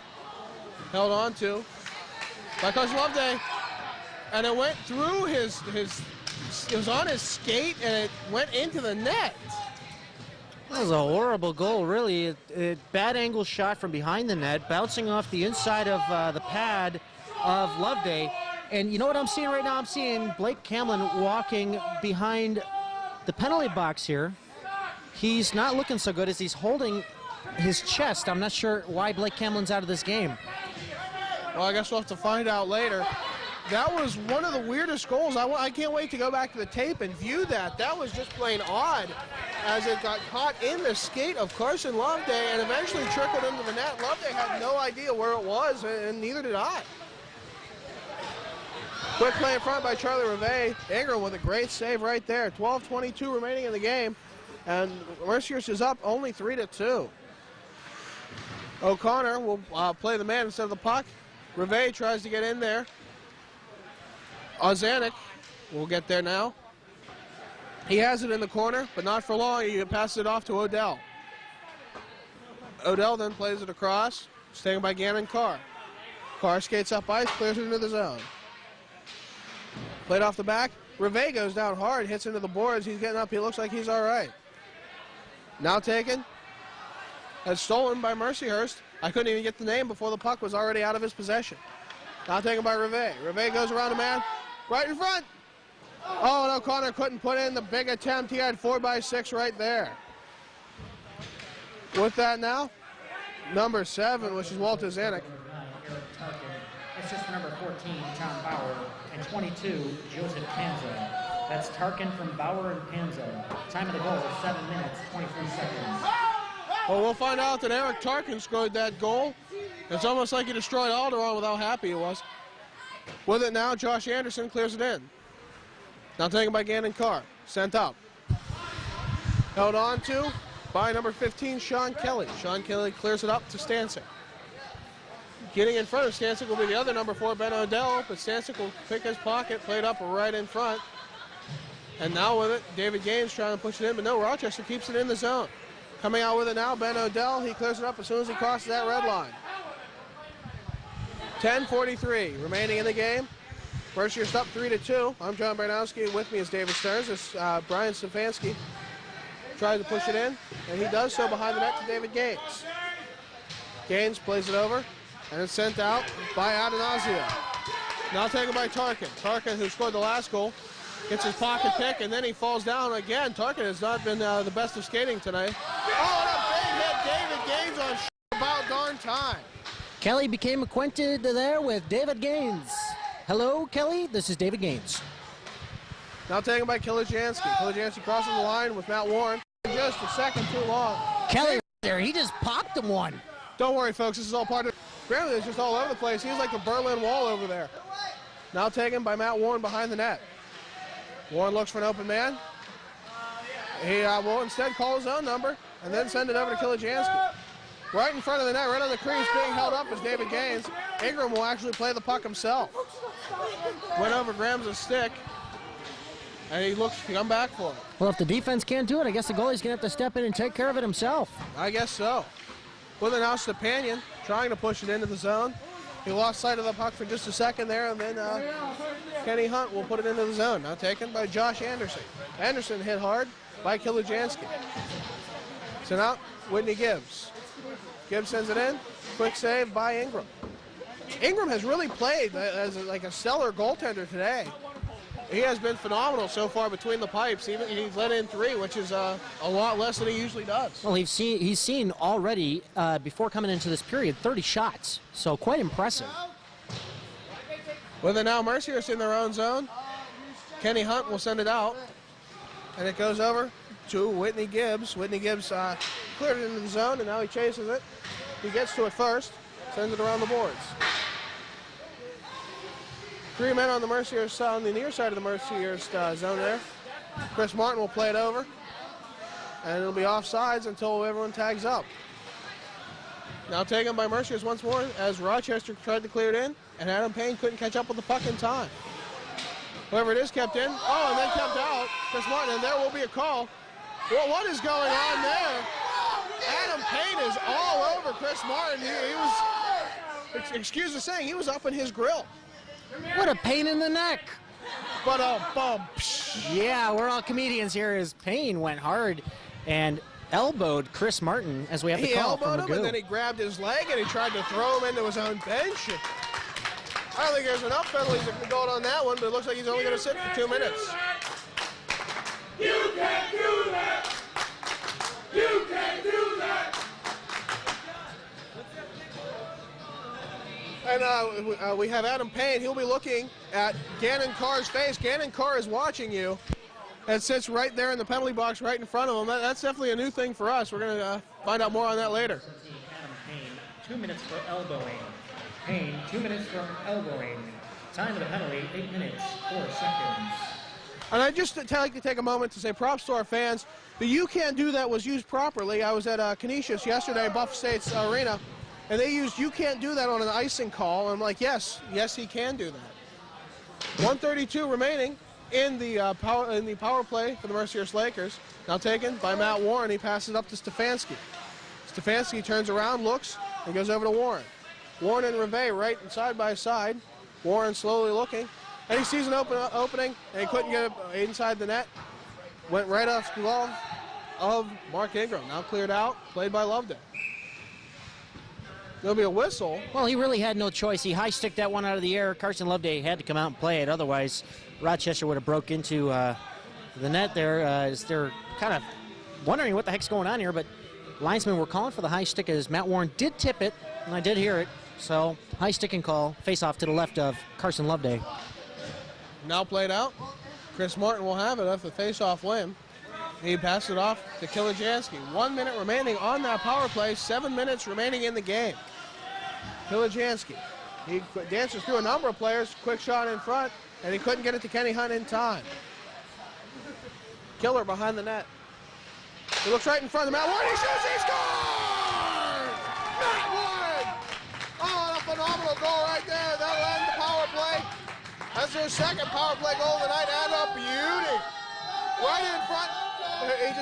That's got to be a set play from behind the net, right up to someone on the doorstep. Matt Warren capitalized beautifully.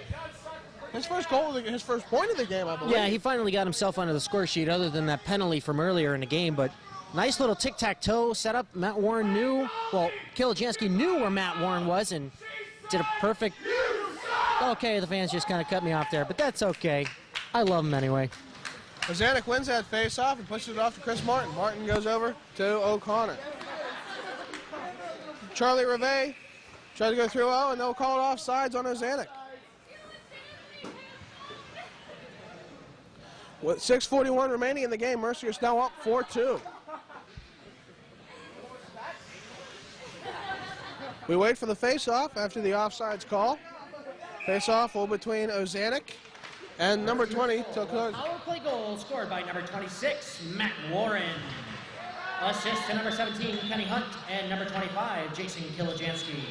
That's Warren from Hunt and Kilajansky on the power play at 13 minutes, 11 seconds. Zanuck tries to play it up. No such luck, but it will come out to Whitney Gibbs.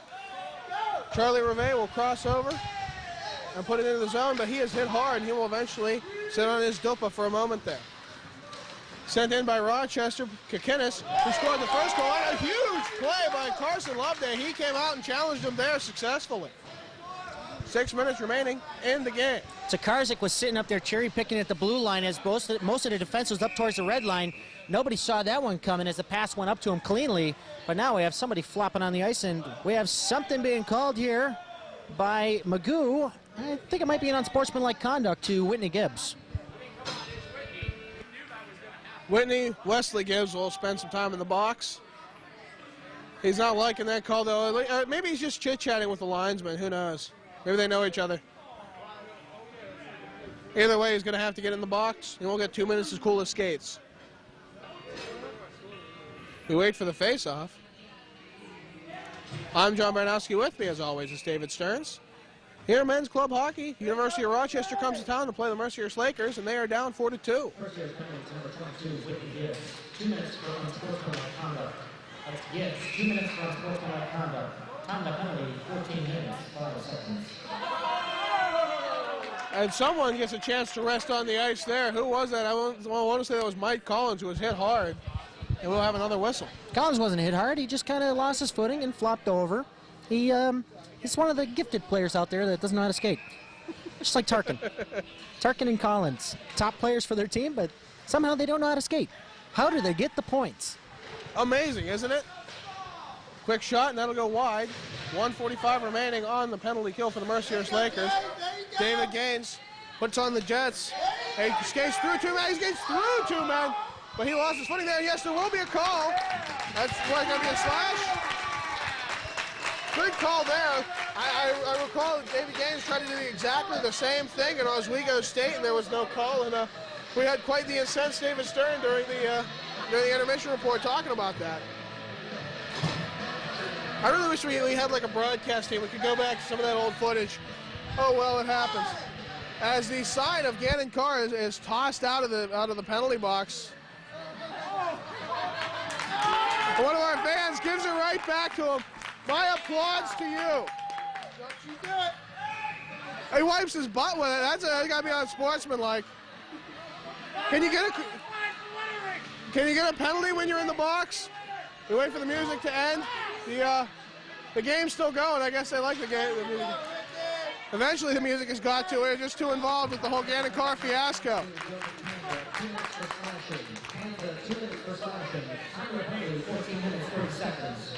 So we have 4-on-4 hockey, and there's all kinds of tie up right there. Matt Warren got between 2 players. He was sandwiched like an Oreo. 5:05 remaining in the game. A lot of interesting play going on right now, especially within the box. Joseph Panza didn't seem to like that a little bit of propaganda in the box. I see Kilijansky there talking with number 24, Josh Anderson, on this apparent call that's coming up here. But obviously there was some disagreement there as number 4, Stancic, will go to the box for holding.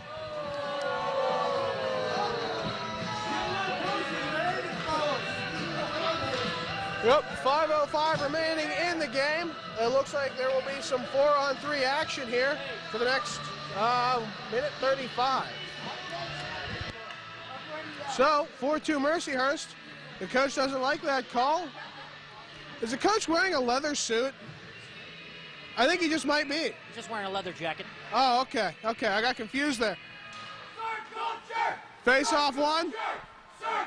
Face-off one by Mercyhurst and sent out into the zone. Justin Stancic, 2 minutes for holding. Stancic, 2 minutes for holding. Time to penalty, 14 minutes, 55 seconds. With it now, David Gaines. The fans are definitely playing with the Rochester team right now in the penalty box. I'm more tempted to watch that as the puck is shot, and it goes off the top of the dashers, go high up in the air, and then taken by Matt Warren at the point. Very interesting. So now we have, now I can't tell who's in the corner. Now we'll find out that's Kenny Hunt. Rochester will have it, and they will have a 2-on-2 opportunity to come out with it. Taken now by Tukarzik. A big Gannon Carr fan club here, apparently. Good job, Kyle. Either way, I'm loving it. Our fans are absolutely in love with these players for Rochester in a box. See, when you get 2 minutes in the box, you actually have to serve a penalty. This is like a punishment. Panza and Stanza are being punished even more here by our fans. Mike Collins graces in alone. He has all the time in the world, and he will miss the net. Thank goodness. Mercyhurst will be 5-on-3 for the next 20 seconds. And with a lot of holding on, Matt Warren even lost a glove in order to get away from that player. He races in, and he lost the puck off with the skate of Josh Anderson. Now taken by Oz. The Oz man looks, puts it behind to Kilijansky. Kilijansky puts it right in front of Warren. Warren with a quick shot. Just like the past goal, he couldn't do anything with it, though. Zanuck fires the puck and went around the net. Warren with it at center ice, still without a glove. 14 seconds remaining on the power play for the Lakers. Playing in front to Zanuck, trying to go to Stefanski, no such luck. Communicating Stancic over to his far boards. I think he's tapping out Morse code. the fans were just saying that the coach isn't even paying attention to him. Zanik sends it over to Stefanski. Stefanski sends it right in front. Quick play by Zanik and nothing he could do. 2:55 remaining in the game. Now taken by Ben Odell. Odell sends it up to Zanik. Zanik goes to Stefanski. Stefanski looks. David Gaines right behind him. David Gaines will shoot. Oh, and a good glove save by Mark Ingram. Mark Ingram has been all over the place, standing on his head for this team. Our fans are just chanting PMS, meaning pretty mad Stanzik. That is exactly what they meant. Yes, that's exactly what that means. Taken now. And Blake Cameron joins me right beside me here. So why are you off the bench? Well, I either bruised or broke my ribs, John. Oh, wonderful. Wonderful. That sounds like a lot of fun there. Actually, I had a cold. That's what kept me out of the Peterborough game last week. Yeah, that's what did it. 2 minutes remaining in the game here. Quick shot and a good save by Carson Loveday. Well, while you were talking here with Camlin, I just saw our buddy here, Mr. 22 Panza, putting his leg up on Zanik along the boards. Now they're scrumming it up here. Oh, boy! Who is it? We have Panza, and I can't tell the Mercyhurst player, but they were about to go to fisticuffs right there. Who was that, Martin? No, that was Mr. Oz himself, who was a little upset there with number 22 Panza, like I said about him, holding up on the boards. He got back at him with his revenge with 2 minutes and 4 seconds left here in the third period. They're both going to the box. Welcome back, Panza. Yeah, Panza will be right back in the box, and the fans are loving that one. Blake Cameron is working with the fans here. That was just a true unsportsmanlike play right there. What are your thoughts on that play by Panza? You know, I was pretty impressed with it. I don't like taking crap from people, and I think he did a good job. Well, very, very true. Corey O'Connor, stepped right in there and roughed up Panza. Also, when you do that, it's always good to take the guy to the box with you. Very true, very true. So we will have 4-on-4 hockey, I think. I think it might just be coincidental minors, or incidental minors, or however it's said. I'm sorry. 2:04 remaining in the game. Face-off won by Rochester and sent around the boards. Now taken by Rivet. Rochester penalty to number 22, Joseph Panza. Stepanian races in. He shoots. He scores! Steve Stepanian with a wonderful goal! A phenomenal goal at 1:53. See, that's why you do that right there. You fight the players, you fight them everywhere, and right there the momentum came right in favor of the Lakers. Exactly my thoughts. The momentum carried right into that rush. The Lakers take a commanding 3-goal lead as the fans are very enthralled with this opportunity for the Lakers to get a wider margin as we almost close out this game with 1 minute and 48 seconds left. I was going to comment how little I saw Steve Stepanian so far this game, and he comes up and goes big on the score sheet. Quick play in front. It's held on to by Ingram. I couldn't even tell what happened there. He almost didn't know where that was. It was underneath his pad. He almost kicked it in himself. Well, last time that happened, that was all the way back with Carson Loveday and went in for a goal. Looks like O'Connor and Josh Anderson, they're about to drop the fisticuffs right here. They're definitely chirping back and forth. These new guys, I like them. That's old-time hockey right there. Stepanian will take the face-off. Behind him is Corey O'Connor. Face-off won by Rochester. O'Connor will steal the puck and clear it in, though. Now taken by Josh Anderson. Anderson, if you'll recall, got the 4-minute penalty for the high sticking that he tried to wave off. As it's cleared out, and Whitney Gibbs will take the puck. Scored by number 19, Steven Stepanian. Assist to number 14, Charlie Rivet, and number 22, Whitney Gibbs. That's Stepanian from Rivet and Gibbs. Time of the goal, 18 minutes, 7 seconds. Rochester trying to get it out. With it now is Corey O'Connor. Pops out one more time. Oh, and Adenazio picks it up and tries to get around the man. It's just far too far to skate for the little man. Adenazio passes it off, and it's intercepted by Mercyhurst Stefanski. Collins will get it now, and he will pass it back. Now taken by Gannon Carr. Mercyhurst seems a little spooked right now. A lot of players bumping into a lot of other players. 47 seconds remaining in the game. They're up 5-2. Hopefully that won't affect them too much. Now played right in front. And Matt Warren couldn't capitalize on that one. Just a little too high. Martin plays it off the pad and into the glove. saved by Mark Ingram with 34.1 seconds remaining in the game. That shot from the slot there hit the crossbar straight on. Mark Ingram did not see that one coming, but right now, this is interesting as we have Kyle Baguki, Mercyhurst student, harassing Panza in the box. It's all about Gannon Carr, apparently. Wow, interesting. Well, if the face-off's won, the music's still playing. That seems to be a big problem so far. All right, well, the music just stopped. And now Martin will play it over to Stefanski. Stefanski plays it over. I guess it's to Rivet. No, that was Odell, I'm sorry, who shot the puck. Now Warren with it. Warren plays it into the zone. 12 seconds remaining. Warren goes down at the hands of Justin Stanczyk, and he almost pulls down the linesman with him. Now taken by Conlon.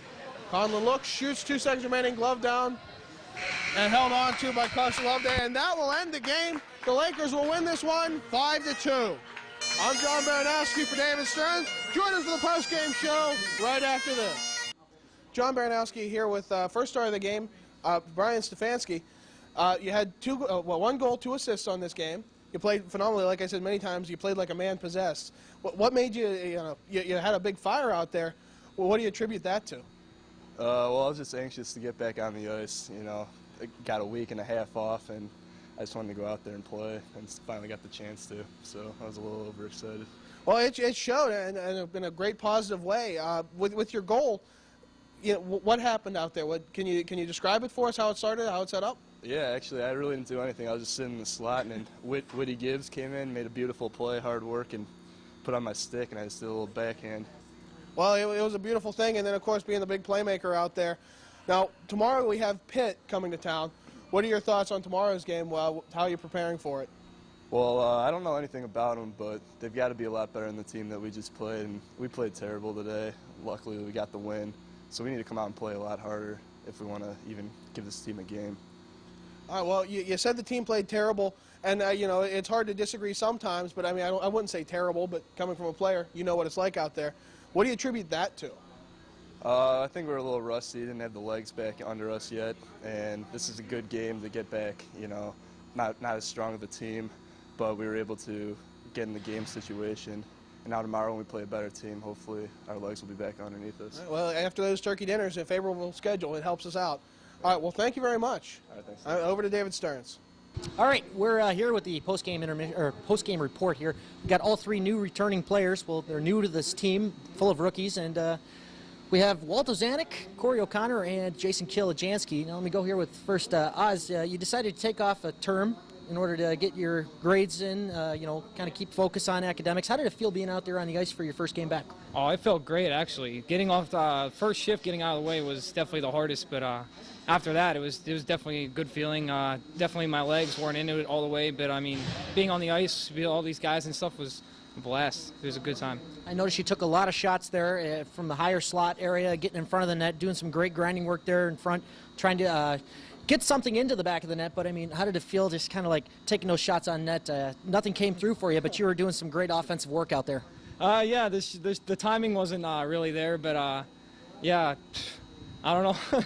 He can tell you right now what it feels like, too. But, yeah, the timing wasn't there. But, I mean, shooting the puck, getting everything, doing everything again, it felt good. I mean, by the end of the game, I was feeling more into the game and everything. So. Well, it should also be mentioned that you two were put on a line with Charlie Rivet, and you guys did some great work out there. You guys were definitely more physical line out there for sure. But how did it feel making your comeback? It felt really good. It's been a while since I've been back playing competitive hockey. It feels really good to be back on the ice. It's going to take me a little bit to get back in going with the groove, but I felt good. I had a good time. It's good to be playing with these guys again. And I mentioned during the game there's a big return to physical hockey, and it's good to see out there, boys. I don't want to compare you to the Hanson brothers, but it's kind of nice to have you guys back. Let me just say that. Is that just your style of play? Are you glad to have that back? Or? Oh, definitely a style of play. Definitely a style of play. That's how we played last year. That's how we'll play this year all along. It's good to get physical again, back on the ice. Well, good. Hopefully it'll catch on to the rest of the team. We can sure use it. All right, now Jason Kilajansky actually spent some time doing some coaching work with the Buffalo Sabres as strength and conditioning coach. How was that experience as you took a term off from hockey up here? It was a great experience. Learned a lot of stuff. Met a lot of great people. Had a lot of fun. I think it helped me learn how to train off the ice for hockey, and overall it just benefited me a lot. All right, well, hey, so far you've done pretty darn well. I mean, just one game in. We'll have to see if that continues tomorrow. Speaking of which, what do you guys think of tomorrow's game? What are you looking forward to? Looking forward to a good game tomorrow. Hopefully play a little bit better, get things going, get our groove back together. Yeah, definitely getting that first game out of the way was definitely big. So tomorrow's game should be looking a little better. Get our feet going a little better this time. More confident tomorrow. All right, well, we can't wait to see it. Anything else? I think we're good. All right, well, thank you guys very much, guys. Appreciate it. All right. John Baranowski here with David Stearns for the post-game report. All right, well, it's a 5-2. It's a final in the books. As you heard from some of the players, with a quote terrible play out there for the team. I wouldn't say terrible. Well, against a team like this, you really need to expect more out of your players. I mean, just definitely there was a lot of things that could have been worked out better. I mean, tape-to-tape passes. There was too many light feathered passes. They definitely have to work on crisp tape-to-tape passes and look and communicate with each other out on the ice. They didn't know where each other were, and it was quite evident when we had bodies colliding with each other. Their own teammates were running into each other without even talking. So it's almost like mime hockey. Well, it was very interesting at the end there. Like I said, the team got spooked, and players were running into each other at least every 5 seconds. Oh, yeah. You probably could have put the Benny Hill theme to it, and it would have went pretty well. Very true. The players, I guess there needs to be a lot more communication for everything. That's something you only work on in practice and getting the team together more. I mean, we have a road trip coming up. I mean, that would definitely help that. Well, the team definitely has to come back together a little bit more, even though they're going to have another break yet again coming up with Christmas. So they're going to have another couple of weeks off. So hopefully with the additional games there, it'll keep them, keep their feet moving, keep them wet, going onto the ice. Just they have to see some consistency. You can't let 2 weeks off kind of throw you off your game. Right. You really have to keep the rust from building up and keep yourself going. Like I said, the players that went and skated during break, they actually showed that they were skating during break. And I know who those players are, and maybe you guys know just by watching them on this game. Yeah, so we'll have to see as we have Pitt tomorrow, which I guess you'll see Thursday night. And we'll have the Buffalo broadcast at some point here, so watch for that on Hearst TV. Also, we have Christmas break coming up, so we're going to have to kind of play around that. We'll have the week afterwards. We'll have the games from right before that played. And we will have some new exciting programming coming up with the intermissions, as I mentioned earlier, Lacing Up the Skates with David Stearns, and also Hockey Rules with John Baranowski. And also we're going to be starting up our own NHL hockey TV show. Yeah, so. Pretty much Hockey Week in Review with Johnny B and the Rat Man. And that'll be me and him, just pretty much me leading the way, just leading the charge, throwing everything out there with NHL hockey, because I know the accessibility to NHL hockey in this area is not really good. Well, so, it is Erie, PA. of What course. do you have, the Otters? So, yeah, which they're at the bottom of the bracket right now. When aren't they? And they're having But I players love beat the up at the Otters. malls. Yes. Yeah. But you anyway. gotta love the Erie Otters. Gotta love them. Oh, of course. Lovable losers. Anyway, we're going to just move on here, I guess. So that's all we're going to say here for today. Not too much to say overall. It is the Rochester Yellow Jackets. 5-2 win. And tomorrow, we hope to see you at the arena, but by the time this plays, that'll be long past. So we hope to see you here on Hearst TV Thursday night against Pitt. The University of Pittsburgh comes to town to play us. And with my love for the University of Pittsburgh, it's going to be a fun one. And they're actually ranked too, which is going to be a difficult game. Very difficult. So we'll have to wait and see. And join us here on Hearst TV. I'm John Baranowski. And I'm David Stearns. Good night, everybody.